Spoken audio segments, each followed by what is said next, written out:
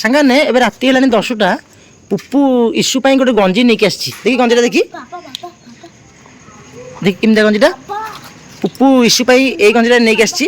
ତା ପାଇଁ ଗିଫ୍ଟ ତା ଦବ କହିଲା। ମୁଁ କହିଲି କାଲି ସକାଳେ ଦେବା। ହଉ ମୁଁ କହିଲି କାଲି ସକାଳେ ଦିଆହେବ। ପୁପୁ ଏକା ଜିଦି କରୁଛି ନାଇଁ ଇସୁକୁ ଏବେ ହିଁ ରାତିରେ ଦିଆହେବ। ସେଥିପାଇଁ ଇସୁ ପାଖକୁ ଆମେ ଆସିଛୁ।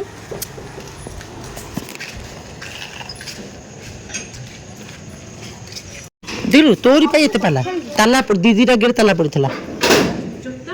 ହେଇଠି ହେଇଠି ହେଇଠି